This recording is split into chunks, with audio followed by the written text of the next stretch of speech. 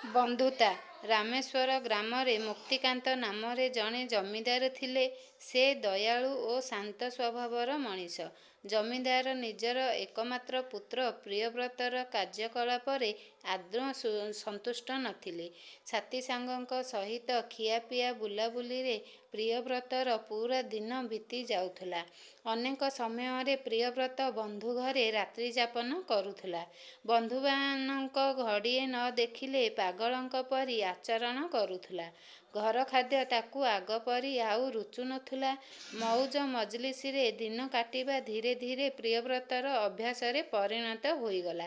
ସେ ଦିନକ ପାଇଁ ଘର ଦ୍ୱାର ଦାୟିତ୍ୱ ନେଉ ନଥିଲା କି ନିଜକୁ ପିତାଙ୍କ ତାଙ୍କ କାମରେ କେବେ ସାହାଯ୍ୟ ସହଯୋଗ କରୁ ନଥିଲା। ପ୍ରିୟବ୍ରତ ସମୟ ମହତ୍ୱ ବୁଝୁ ନଥିବାରୁ ଉଭୟ ପିତାମାତା ଚିନ୍ତିତ ରହୁଥିଲେ।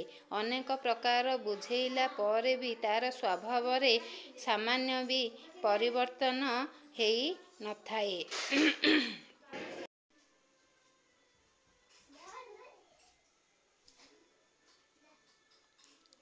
ଦିନେ ଜମିଦାର ଏ ବାବଦରେ ଜଣେ ସନ୍ଥଙ୍କଠାରୁ ପରାମର୍ଶ ନେଲେ। ସବୁ କଥା ଶୁଣି ସନ୍ଥ କହିଲେ, ଦିନେ ପ୍ରିୟବ୍ରତକୁ ମୋ ପାଖକୁ ପଠାନ୍ତୁ। ମୁଁ ଏହାର ସମାଧାନର ବାଟ କାଢ଼ିବି। ପିତାଙ୍କ ଆଦେଶ ପାଇ ପ୍ରିୟବ୍ରତ ଦିନେ ସନ୍ଥଙ୍କ ନିକଟରେ ପହଞ୍ଚିଲା।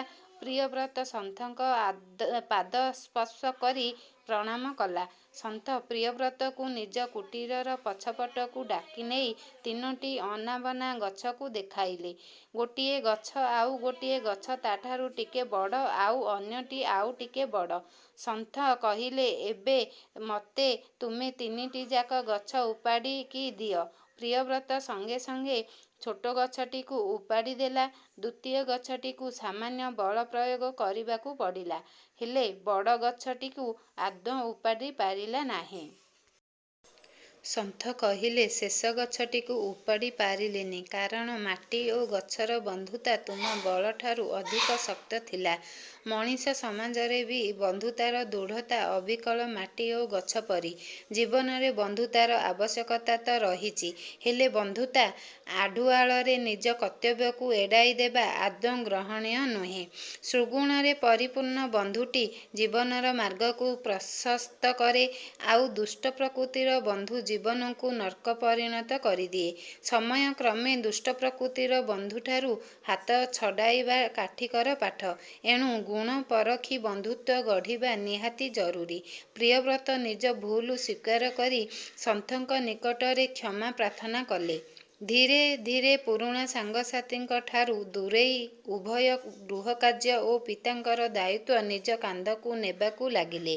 ଜମିଦାର ମୁକ୍ତିକାନ୍ତ ପୁତ୍ରର ମନ ପରିବର୍ତ୍ତନ ହୋଇଥିବାରୁ ସନ୍ଥଙ୍କୁ ଅଶେଷ ଅଶେଷ ଧନ୍ୟବାଦ